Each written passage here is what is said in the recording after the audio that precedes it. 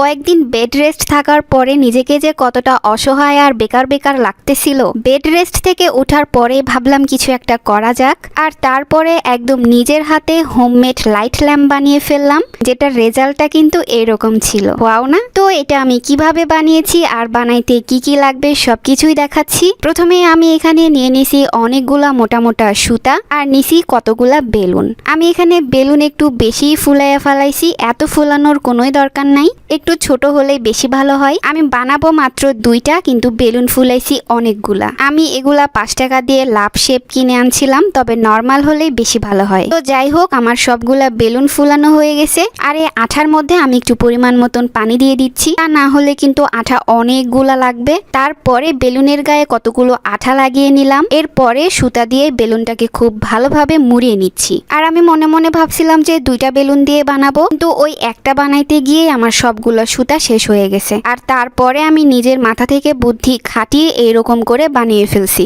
এটা হচ্ছে পুরাতন পেপার, যেটা আমি ছোট ছোট করে কেটে তারপরে মুড়িয়ে এরকমের রিং এর মতন করে বানিয়ে নিছি। আর এরপরে একটা বাটির উপরে বেলুনটাকে রেখে ঠিক এইভাবে সুন্দর করে আমি চারপাশে লাগিয়ে নিছি। আঠা তো দিছি, আর তারপরে আরো এক্সট্রা করে একটু আঠা লাগিয়ে নিছি। বানানো হয়ে গেলে এটা আমি সারা রাতের জন্য রেখে দিছিলাম ফ্যানের নিচে, যাতে একদম ঠিকঠাক মতন শুকিয়ে শক্ত হয়ে যায়। আমার সারা রাত তো ঘুমই হয়নি যে এগুলা ঠিকঠাক মতন হয়েছে নাকি নষ্ট হয়ে গেছে এই টেনশনে। আর আশেপাশে থেকে তো অনেকেই বলতেছিল যে আমি নাকি শুধু শুধুই কষ্ট করতেছি, এগুলা দিয়ে কিছুই হবে না। কিন্তু তারপরও আমি হাল ছাড়িনি, ভাবলাম যে দেখা যাক কি হয়। কষ্টের ফল যদিও সবসময় মিষ্টি হয় না, তারপরেও একটা সান্ত্বনা তো থাকেই। আর বেলুনটা ফাটানোর সময় আমার একটু টেনশনই হচ্ছিল যে বেলুনের সাথে সাথে না আবার সুতাগুলো চুপসে নষ্ট হয়ে যায়। কারণ অনেকদিন আগে আমি একবার ট্রাই করছিলাম, আর তখন আমার ঠিক ওইভাবেই নষ্ট হয়ে গেছিল। সেই জন্য কনফিডেন্স লেভেলটা অনেকটা লো ছিল। তো যাই হোক, আলহামদুলিল্লাহ এবার তো তেমন কিছুই হয়নি, একদম ঠিকঠাক মতন এটা হয়েছে, যেটা দেখে আমি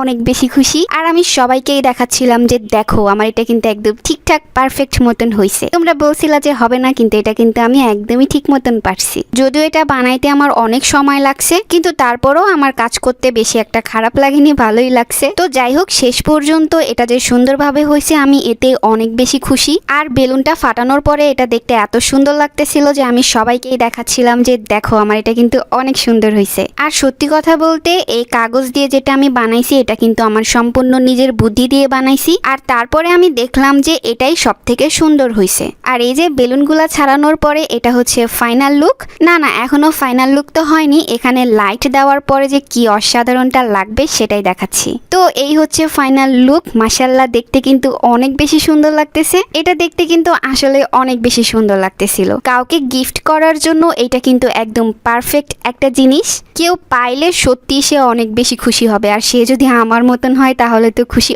অবশ্যই হবে। এইসব ছোট ছোট জিনিসগুলো আমার কাছে অনেক বেশি ভালো লাগে। আর আপনারাও চাইলে কিন্তু ঘরে বসে খুব কম সময়ের মধ্যে, না সময় একটু বেশিই লাগবে, এরকম সুন্দর ল্যাম্প লাইট বানাইতে পারেন, যেটা ঘরের একটা কোনায় রেখে দিলে কিন্তু অনেক সুন্দর লাগবে। আর আমি এটা কেমন বানাইলাম আর দেখতে কেমন লাগতেছে অবশ্যই আমাকে কমেন্ট করে জানাবেন। আল্লাহ হাফেজ।